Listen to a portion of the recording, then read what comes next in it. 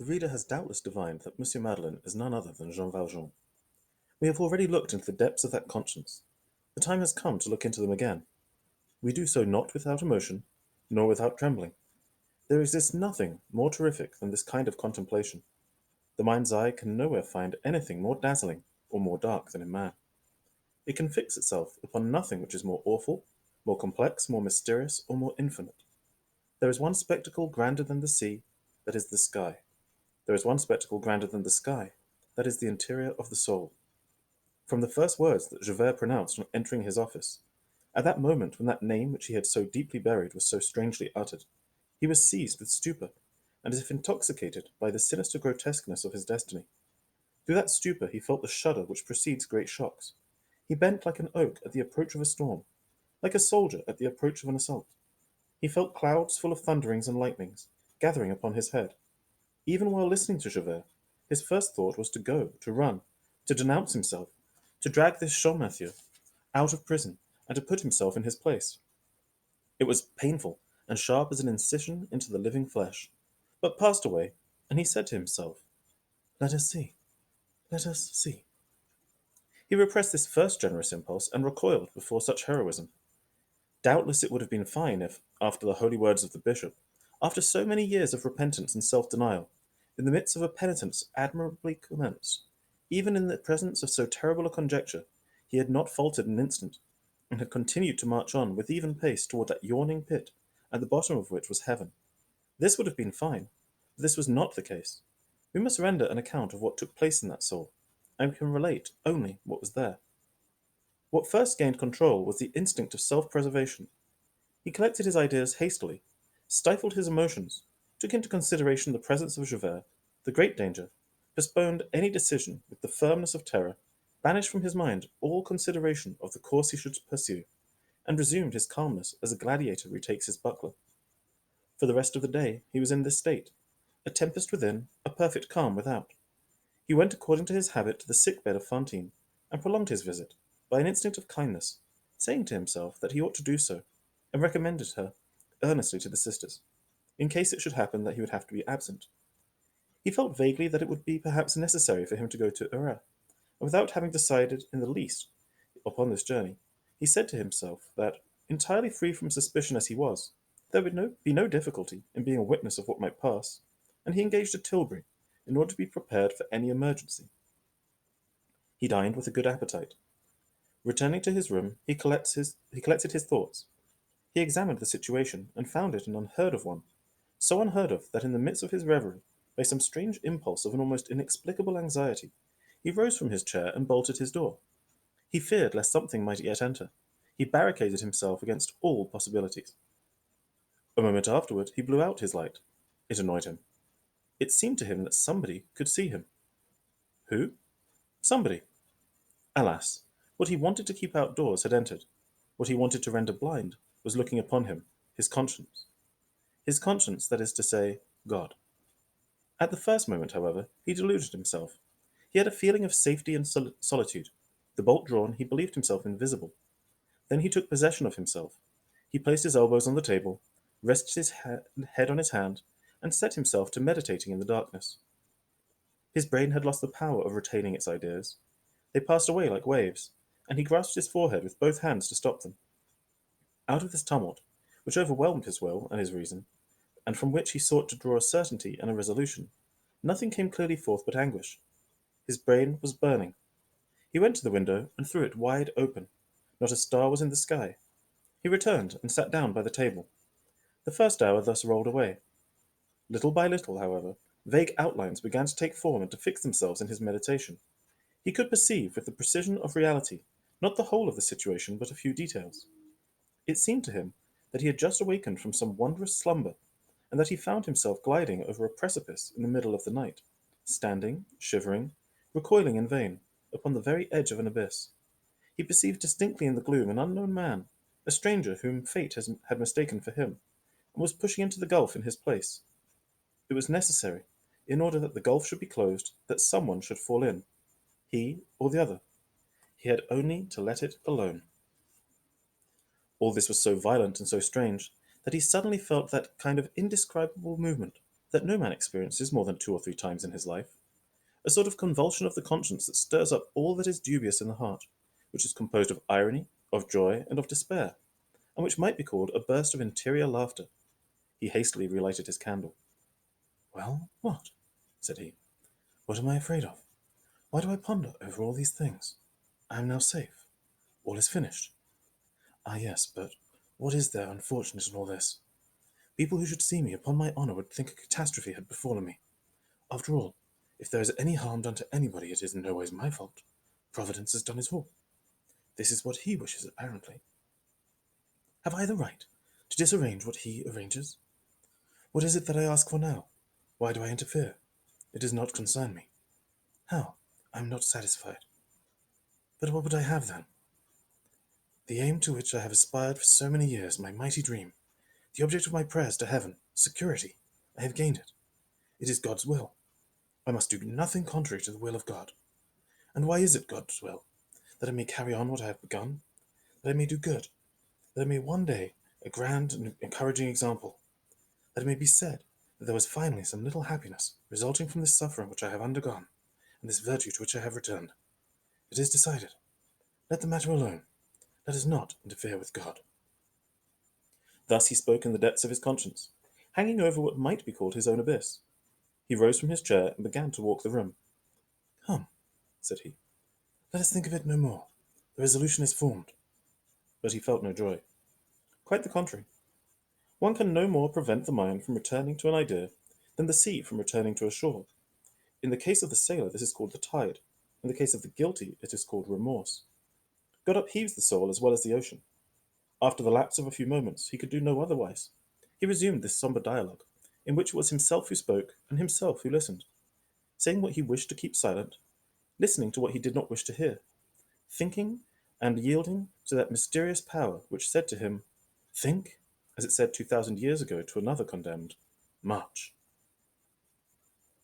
He asked himself where he was. He questioned himself upon this resolution formed. He confessed to himself that all that he had been arranging in his mind was monstrous, that to let the matter alone, not to interfere with God, was simply horrible. To let this mistake of destiny and of men be accomplished, not to prevent it, to lend himself to it by its silence, to do nothing, finally, was to do all. I was the last degree of hypocritical meanness. It was a base, cowardly, lying, abject, hideous crime. For the first time within 8 years, the unhappy man had just tasted the bitter flavour of a wicked thought and a wicked action. He spit it out with disgust. He continued to question himself. He sternly asked himself what he had understood by this. My object is attained. He declared that his life, in truth, did have an object. But what object? To conceal his name? To deceive the police? Was it for so petty a thing he had done all that he had done? Had he no other object which was the great one, which was the true one? To save not his body but his soul? To become honest and good again? To be an upright man? Was it not that above all, that alone, which he had always wished, and which the bishop had enjoined upon him?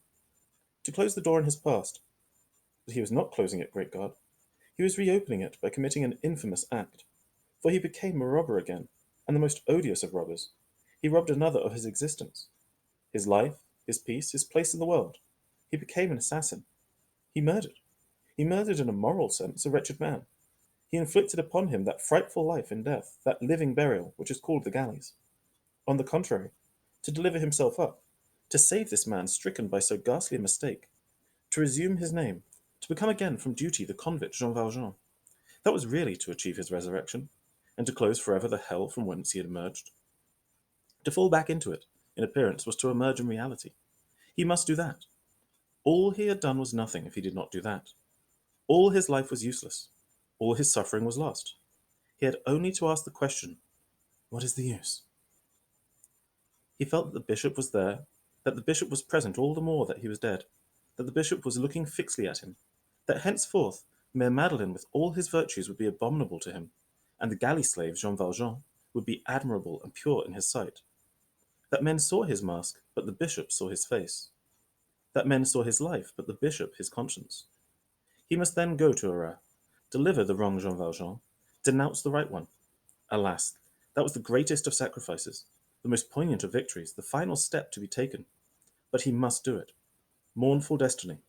He could only enter into sanctity in the eyes of God by returning into infamy in the eyes of men. "Well," said he, "let us take this course. Let us do our duty. Let us save this man." He pronounced these words in a loud voice, without perceiving that he was speaking aloud. He took his books, verified them, and put them in order. He threw into the fire a package of notes, which he held against needy small traders. He wrote a letter, which he sealed, and upon the envelope of which might have been read, if there had been anyone in the room at the time, Monsieur Laffitte, banker, Rue d'Artois, Paris. The letter to Monsieur Laffitte finished, he put it in his pocket as well as a pocketbook, and began to walk again. The current of his thought had not changed. He still saw his duty clearly written in luminous letters which flared out before his eyes and moved with his gaze. "Go, avow their name, denounce thyself." He felt that he had reached the second decisive movement of his conscience, and his destiny, that the bishop had marked the first phase of his new life, and that this Champmathieu marked the second. After a great crisis, a great trial. His blood rushed violently to his temples. He walked back and forth constantly. Midnight was struck first from the parish church, then from the city hall. He counted the 12 strokes of the 2 clocks, and he compared the sound of the 2 bells. It reminded him that, a few days before, he had seen at a junk shop an old bell for sale, upon which was this name, Antoine Albin de Romainville. He was cold. He kindled a fire. He did not think to close the window. Meanwhile, he had fallen into his stupor again. It required not a little effort to recall his mind to what he was thinking of before the clock struck. He succeeded at last. "Ah, yes," said he. "I had formed the resolution to denounce myself." Then, all at once, he thought of Fantine. "Stop," said he. "This poor woman." Here was a new crisis. Fantine, abruptly appearing in his reverie, was like a ray of unexpected light. It seemed to him that everything around him was changing its aspect. He exclaimed, "Ah, yes, indeed. So far I thought only of myself. I've only looked to my own conscience. It is whether I shall keep silent or denounce myself, conceal my body, or save my soul, be a despicable and respected magistrate, or an infamous and venerable galley slave. It is myself, always myself, only myself. But, good God, all this is egotism. Different forms of egotism, but still egotism. Suppose I should think a little of others. The highest duty is to think of others. Let us see, let us examine. In 10 years, I shall have made 10 millions. I scatter it over the country. I keep nothing for myself. What is that to me? What am I doing is not for myself. Prosperity of all goes on increasing. Industry is quickened and excited. Many factories and workshops are multiplied. Families, 100 families, 1,000 families are happy. The country becomes populous. Villages spring up where there were only farms. Farms spring up where there was nothing. Poverty disappears. And with poverty disappear debauchery, prostitution, theft, murder, all vices, all crimes. And this poor mother brings up her child, and the whole country is rich and honest. Ah, yes, how foolish I was, how absurd. What I was speaking and denouncing myself. This demands reflection, surely, and nothing must be precipitate. What? Because it would have pleased me to do the grand and the generous? That is melodramatic after all. Because I thought only of myself alone. What? To save from punishment? Perhaps a little too severe? But in reality just? Nobody knows who. A thief, a scoundrel at any rate. Must an entire country be let go to ruin? Must a poor hapless woman perish in the hospital? Must a poor little girl perish on the street like dogs? Ah, that would be abominable. And the mother not even see her child again? And the child hardly have known her mother? And all this for an old whelp of an apple thief, who beyond doubt deserves the galleys for something else, if not for this. Fine scruples these, which save an old vagabond who has, after all, only a few years to live, and who will hardly be more unhappy in the galleys than in his hovel, and which sacrifice a whole population, mothers, wives, children. Take it at the very worst. Suppose there was a misdeed for me in this, and that my conscience should some day reproach me. The acceptance for the good of others of these reproaches which weighed only upon me, of this misdeed which affects only my own soul. Why, that is devotion. That is virtue. He arose and resumed his walk. This time it seemed to him that he was satisfied. Diamonds are found only in the dark places of the earth. Truths are found only in the depths of thought. It seemed to him that having descended into these depths, having groped long in the blackness of the darkness, he had at last found one of those diamonds, one of those truths, and that he held it in his hand, and it blinded him to look at it. Yes, thought he, that is it. I am in the true road. I have the solution. I must end by folding fast to something. My choice is made. Let the matter alone. No more vacillation, no more shrinking. This is in the interest of all, not in my own. I am Madeleine. I remain Madeleine. Woe to him who is Jean Valjean. He and I are no longer the same. I do not recognize that man. I no longer know what he is. If it is found that anybody is Jean Valjean at this hour, let him take care of himself. That does not concern me.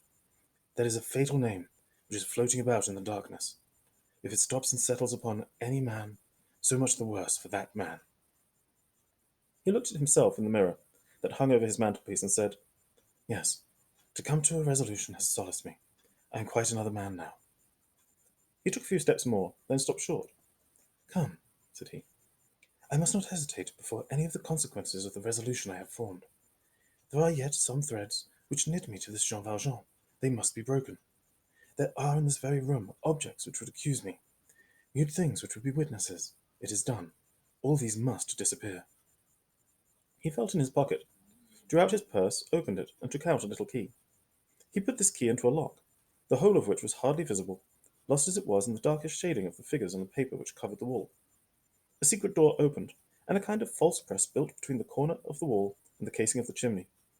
There was nothing in this closet but a few refuse trifles, a blue smock frock, a old pair of trousers, an old haversack, and a great thorn stick, iron-bound at both ends. Those who had seen Jean Valjean at the time he passed through D in October 1815 would have recognized easily all the fragments of this miserable outfit. He cast a furtive look toward the door, as if he were afraid it would open in spite of the bolt that held it, and then with a quick and hasty movement entered a single armful, without even a glance at these things which he had kept so religiously, and with so much danger during so many years. He took the whole, rags, stick, haversack, and threw them all into the fire. In a few seconds, the room and the wall opposite were lit up with a great red flickering glare. It was all burning. The thorn stick cracked and threw out sparks into the middle of the room. The haversack, as it was consumed with the horrid rags which it contained, left something uncovered, which glistened in the ashes. By bending toward it, one could have easily recognized a piece of silver. It was doubtless the 40-sou piece stolen from the little Savoyard. But he did not look at the fire. He continued his walk to and fro, always at the same pace. Suddenly, his eyes fell upon the two silver candlesticks on the mantel, which were glistening dimly in the reflection. Stop, thought he.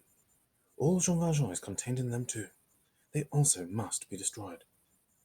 He took the two candlesticks. There was fire enough to melt them quickly into unrecognizable ingot. He bent over the fire and warmed himself a moment. It felt really comfortable to him. The pleasant warmth, he said. He stirred the embers with one of the candlesticks. A minute more, and they would have been in the fire. At that moment, it seemed to him that he heard a voice crying within him, Jean Valjean! Jean Valjean! His hair stood on end. He was like a man who hears some terrible thing. Yes, that is it. Finish, said the voice.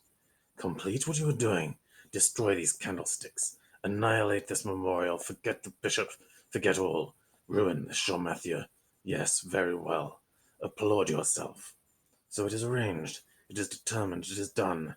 Behold a man, a greybeard who knows not what he is accused of, who has done nothing. It may be an innocent man, whose misfortune is caused by your name, upon whom your name weighs like a crime, who will be taken instead of you, will be condemned, will end his days in abjection and in horror. Very well. Be an honored man yourself. Remain, Monsieur Mayor. Remain honored and honorable. Enrich the city. Feed the poor. Bring up the orphans. Live happy, virtuous, and admired. And all this time, while you are here in the joy and in the light, there will be a man wearing your red blouse, bearing your name in infamy, and dragging your chain in the galleys. Yes, this is a fine arrangement. Oh, wretch! The sweat rolled off his forehead. He looked upon the candlesticks with haggard eyes. Meanwhile, the voice which spoke within him had not ended. It continued. Jean Valjean, there shall be about you many voices, which will make great noise. will speak very loud and which will bless you, and only one which nobody shall hear, and which will curse you in the darkness. Well, listen, wretch, all these blessings shall fall before they reach heaven. Only the curse shall mount into the presence of God. This voice, at first quite feeble, and which was raised from the most obscure depths in his conscience, had become by degrees loud and formidable, and he heard it now at his ear. It seemed to him that it had emerged from himself, and it was now speaking from without. He thought he heard the last words so distinctly that he looked about the room with a kind of terror. "Is anybody there?" asked he in a loud and in a startled voice. Then he continued with a laugh, which was like the laugh of an idiot. "What a fool I am! There cannot be anybody here." There was one, but he who was there was not of such that the human eye can see. He put the candlesticks on the mantel. He now recoiled with equal terror from each of the resolutions which he had formed in turn. Each of the two ideas which counselled him appeared to him as fatal as the other. What a fatality! What a chance that this Champmathieu should be mistaken for him! To be hurled down headlong by the very means which Providence seemed at first to have employed to give him full security. There was a moment during which he contemplated the future. Denounce himself? Great God, give himself up? He saw with infinite despair all that he must leave, all that he must resume. He must then bid farewell to this existence, so good, so pure, so radiant, to this respect of all, to honour, to liberty. Great God! Instead of that the galley crew, the iron collar, the red blouse, the chain at his foot, fatigue, the dungeon, the plank bed, all these horrors, which he knew so well. At his age, after having been what he was, oh, what wretchedness! Can destiny then be malignant like an intelligent being, and become monstrous like the human heart? And do what he might, he always fell back upon this sharp dilemma which was at the bottom of his thought. To remain in paradise, and there become a demon? To re-enter into hell, and there become an angel? What shall be done, great God? What shall be done? The torment from which he had emerged was with such difficulty broke loose anew within him. His ideas again began to become confused. They took that indescribable, stupefied, and mechanical shape which is peculiar to despair. The name of Romainville returned constantly to his mind, with two lines of a song he had formerly heard. He thought that Romainville is a little wood near Paris, where young lovers go to gather lilacs in the month of April. He staggered without as well as within. He walked like a little child that is just allowed to go below. He could see nothing distinctly. The vague forms of all the reasonings thrown out by his mind trembled and were dissipated one after another in smoke. But this much he felt, that, by whichever resolve he might abide, necessarily, and without possibility of escape, something of himself would surely die, and that he was entering into a sepulchre on the right hand, as well as on the left, that he was suffering a death agony, the death agony of his happiness, or the death agony of his virtue. Alas! All his irresolutions were again upon him. He was no further advanced than when he began. So struggled beneath its anguish this unhappy soul. 1800 years before this unfortunate man, the mysterious being in whom are aggregated all the sanctities and all the sufferings of humanity, he also, while the olive trees were shivering in the fierce breath of the infinite, had long put away from his hand the fearful chalice that appeared before him, dripping with shadow and running over with darkness and star-filled depths.